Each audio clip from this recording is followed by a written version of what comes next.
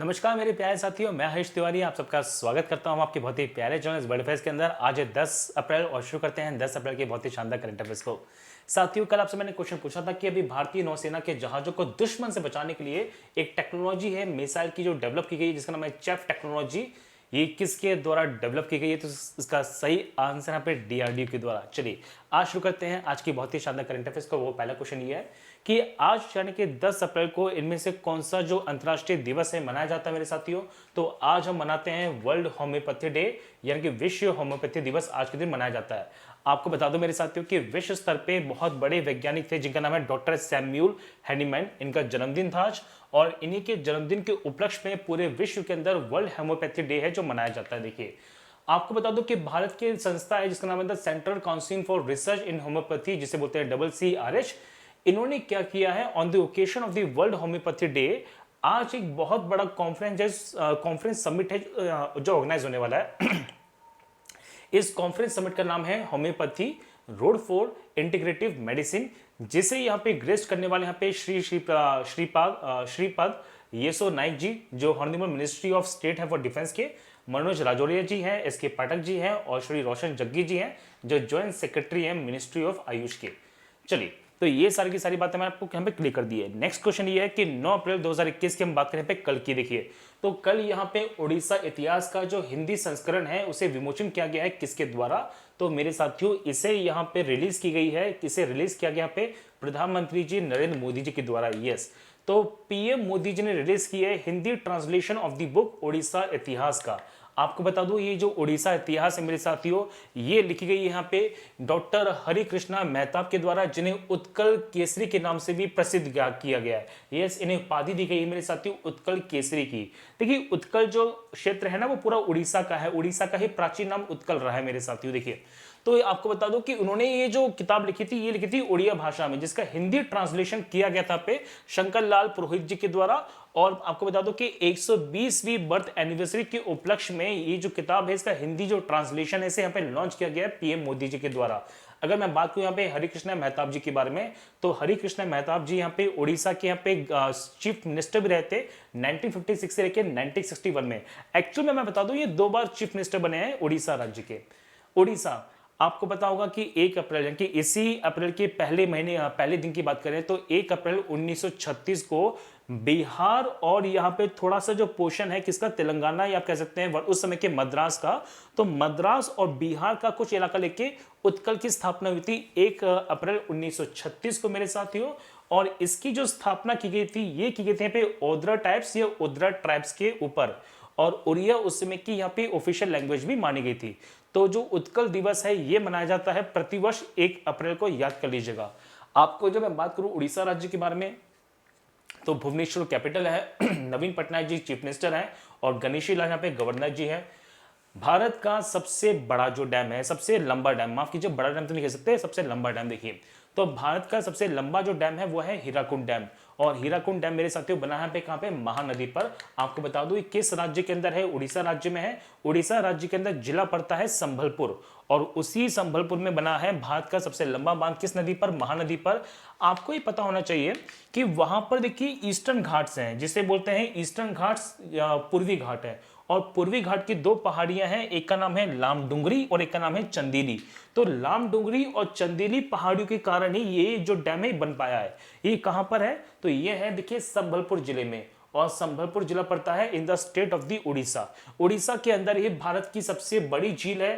बता दूं सबसे बड़ी झील यहाँ पे खारे पानी की, जिसका नाम है चिल्का झील, और ये एक प्रकार की लगून लेक भी है मेरे साथियों। चलिए बहुत इंपॉर्टेंट क्वेश्चन है, अभी किसके द्वारा यहाँ पे एक लॉन्च किया गया है नैनो स्नीफर? यहाँ पे 9 अप्रैल 2021 को मेरे साथियों नैनो स्नीफर को लॉन्च किया गया पे रमेश पोखरियाल जी के द्वारा। देखिए तो आप देख पाएंगे कि पूरा का पूरा एक आर्टिकल है जो कवर किया है यहाँ पे आईआईटी बॉम्बे के कवर पेज में, जिसमें लिखा हुआ है कि लॉन्च ऑफ नैनो स्नीफर। ये एक एक्सप्लोसिव ट्रेस डिटेक्टर है और आपको बता दो कि इसे यहाँ पे लॉन्च किया है यहाँ पे यूनियन एजुकेशन मिनिस्टर यहाँ पे रमेश पोखरियाल जी के द्वारा। ये अपने आप में पहला ऐसा एक डिवाइस है जो नैनो टेक्नोलॉजी और यहाँ पे सेंसर बेस के आधार पे जितने भी एक्सप्लोजिव होंगे आसपास उन सबको यहाँ पे देख सकता है, उन सबको यहाँ पे पहचान सकता है, देख नहीं सकता पहचान सकता है। देखिए तो आपको बता दूं कि यहाँ पे नैनो स्नीफर यहाँ पे अपने आप में पहला ऐसा डिवाइस है जो एक्सप्लोजिव को ट्रैक कर सकता है with using micro sensor technology, और इसे यहाँ पे लॉन्च किया मेरे साथियों रमेश पोखरियाल जी ने नैनो स्नीफर को। आपको बता दूं कि जो नैनो स्नीफर है ना मेरे साथियों, ये किसके द्वारा बनाया गया है? एग्जामिनेशन में कई बार क्वेश्चन ये पूछ भी सकते हैं। तो ये यहाँ पे डेवलप किया गया है नैनो स्निफ के द्वारा, जो आईआईटी बॉम्बे की एक कंपनी है। आईआईटी बॉम्बे के अंदर जो आपको बता दूं कि जो ट्रेनिंग बेसिस पे बहुत सारे प्रोजेक्ट्स आते हैं, उनकी कंपनी है जो इसमें स्टैब्लिश की गई है। चलिए नेक्स्ट क्वेश्चन आपके स्क्रीन पर यह है कि 10 अप्रैल की आज की बात की जा रही है। तो 10 अप्रैल को यहाँ पे ऑनलाइन विवाद समाधान पुस्तिका, ऑनलाइन डिस्प्यूट रेजोल्यूशन हैंडबुक को लॉन्च किया जाएगा, किसके द्वारा? Most most most important question है। यस, ये आजकल बहुत इंपॉर्टेंट क्वेश्चन है। देखिए इसका सही आंसर है नीति आयोग के द्वारा। तो आपको बता दो कि नीति आयोग यहाँ पे लॉन्च करने वाला पे ऑनलाइन डिस्प्यूट रेजोल्यूशन हैंडबुक आज के दिन में। ये जो हैंडबुक है ना, ये इन्विटेशन है बिजनेस लीडर को, ताकि उनके अंदर उनके उनके बिजनेस के अंदर जितने भी यहाँ पे डिस्प्यूट होते हैं उनको यहाँ पे रिजॉल्व किया जा सके एक ही प्लेटफॉर्म पे। तो आपको बताओ नीति आयोग भी चर्चा में रहा था, क्योंकि नीति आयोग के द्वारा जो अटल मिशन योजना है, जिसे बोलते हैं अटल इनोवेशन मिशन, उसके जो नए चेयरपर्सन है, नए डायरेक्टर हैं, वो चुने गए यहाँ पे चिंतन वैष्णव जी।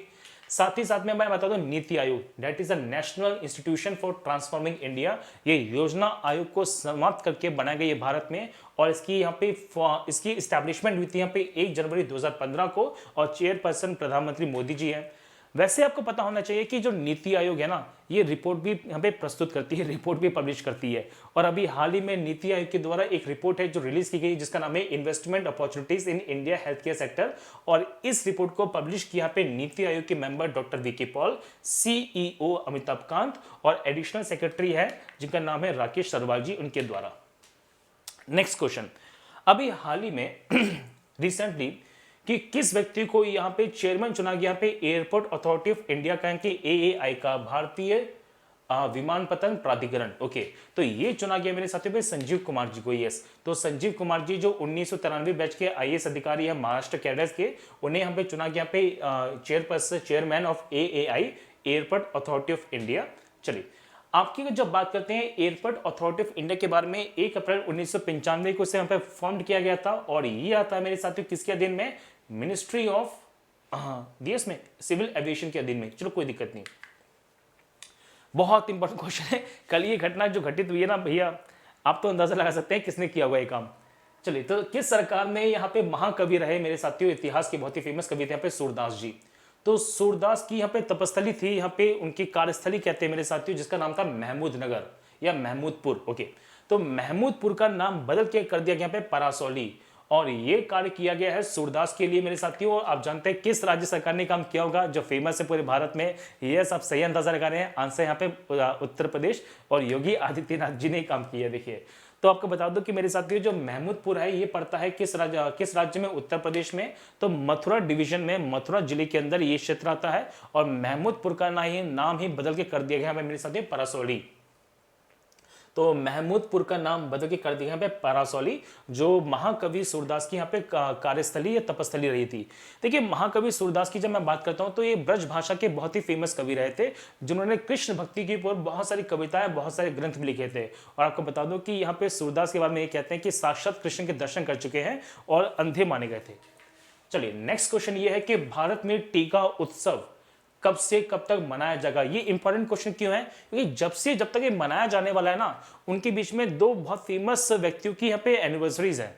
तो ये मेरे साथियों मनाया जाएगा पे 11 अप्रैल से लेकर 14 अप्रैल 2021 में, कल से शुरू होने वाला है और 14 अप्रैल तक चलने वाला है। देखिए, आपको बता दो मेरे साथियों कि मोदी जी ने ऑफिशियली अनाउंस कर दिया है कि 11 से लेकर 14 अप्रैल तक हम मनाने वाले हैं टीका उत्सव, क्योंकि भारत में जो सेकेंड वेव आई है यहाँ पे कोविड-19 की, बहुत खतरनाक है, और इसमें जितने भी एलिजिबल लोग हैं उनको यहाँ पे वैक्सीनेट किया जाएगा इस उत्सव के अंदर।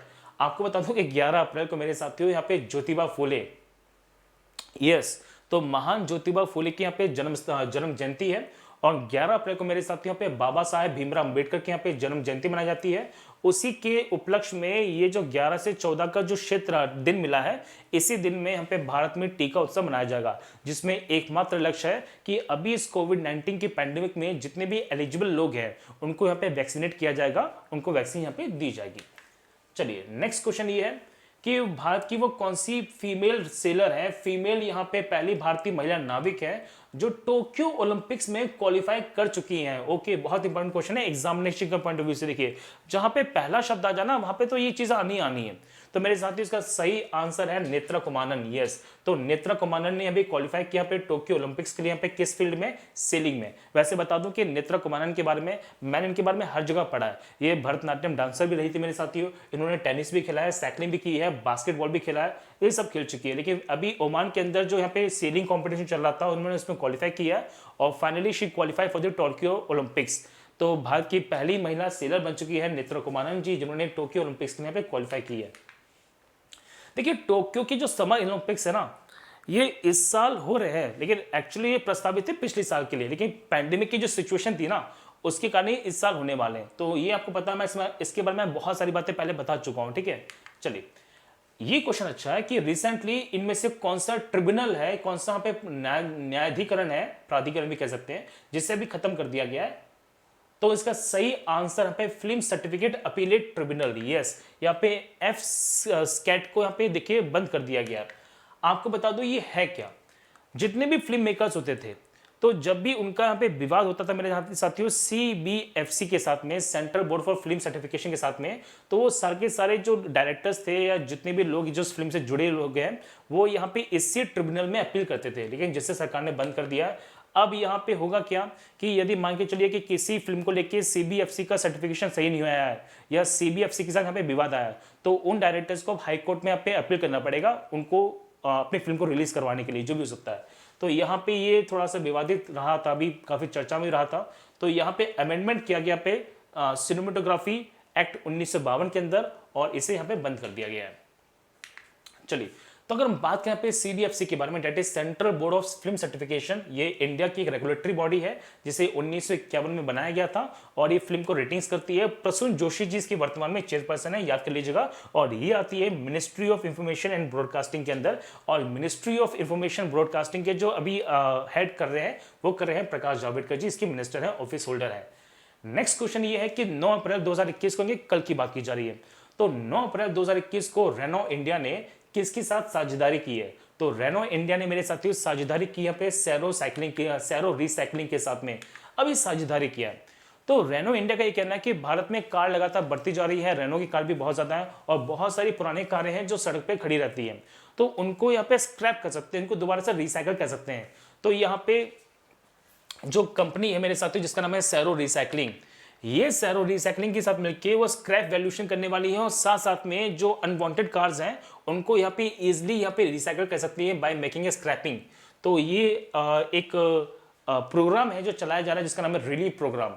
तो रिलीफ प्रोग्राम है मेरे साथियों जो चलाया जा रहा है रेनो इंडिया के द्वारा। चलिए, तो आपको देख पाएंगे यहाँ पे कि रिलीफ प्रोग्राम है और ये जो फैसिलिटेटेड सेंटर्स हैं ये शुरू किए जाएंगे अभी भारत में 6 जगह पर, चेन्नई, मुंबई, पुणे, बेंगलुरु और यहाँ पे नेशनल कैपिटल रीजन के अंदर जिसमें नोएडा और गुरुग्राम का क्षेत्र शामिल है।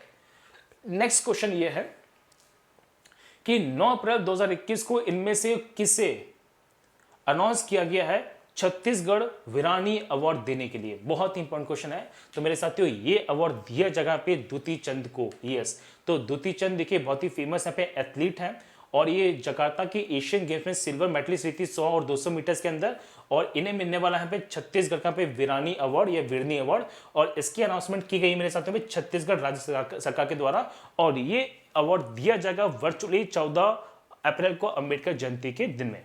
तो मेरे साथियों ये था आज का हमारा करंट अफेयर्स। मैं उम्मीद करता हूं आपको बहुत ही शानदार एक्सप्लेनेशन मिला है यहाँ पे, बहुत ही शानदार तरीके से। मेरे साथियों वर्ल्ड अफेयर्स पे देखिए मेरी यहाँ पे बायोलॉजी की जो क्लास है वो आने वाली है, आप सबके सब जाइए उस क्लास को जरूर देखिएगा। बड़ी शानदार क्लास ली है मैंने, यहाँ पे बेहतरीन तरीके से एनिमेशन का यूज किया, आपको सारी की सारी यहाँ पे जो चीजें हैं वो बायोलॉजी में दिखने वाली है। तो डोंट वरी, आपको क्लास यहाँ पे मिल जाएगी। और आपके लिए होमवर्क क्वेश्चन ये है कि भी हाल ही में शहद मिशन को बढ़ावा देने के लिए यहाँ पे मधु क्रांति जो पोर्टल है वो शुरुआत की गई है, किसके द्वारा? तो यहाँ पे किसने लॉन्च किया पे मधु क्रांति पोर्टल को टू प्रमोट हनी प्रोडक्शन या हनी मिशन? ये लॉन्च किया गया पे नरेंद्र मोदी जी के द्वारा, राजनाथ सिंह जी के द्वारा, नरेंद्र सिंह तोमर जी के द्वारा या रामनाथ कोविंद जी के द्वारा? इसका सही आंसर आप मुझे कमेंट सेक्शन में जरूर दीजिएगा। चलिए साथियों, if you want to crack SSC examination तो यहाँ पे आपको बता दूं कि डाउनलोड कीजिए अनअकैडमी का लर्निंग ऐप, जहां पे आपको मिलने वाली है daily live classes, lab test and quizzes. आपको बता दूं कि एसएससी का सब्सक्रिप्शन को प्राप्त करने के लिए आप अभी के अभी यूज कीजिएगा यहाँ पे कोड ST Sir 10, जिसमें आप ये फीस पे ना कीजिए, यूज कीजिए मेरा कोड एंड सेव मनी। और एसएससी के सारे नोट्स को प्राप्त करने के लिए मेरे साथ जुड़ जाइए यहाँ पर टेलीग्राम चैनल से, जिसका नाम है SSC इंग्रेव। तो इन सब बातों से मैं हरीश तिवारी करता हूँ क्लास को अंत। हम कल मिलेंगे 11 अप्रैल के बहुत ही शानदार करंट अफेयर्स को। तब तक के लिए जय हिंद, जय भारत।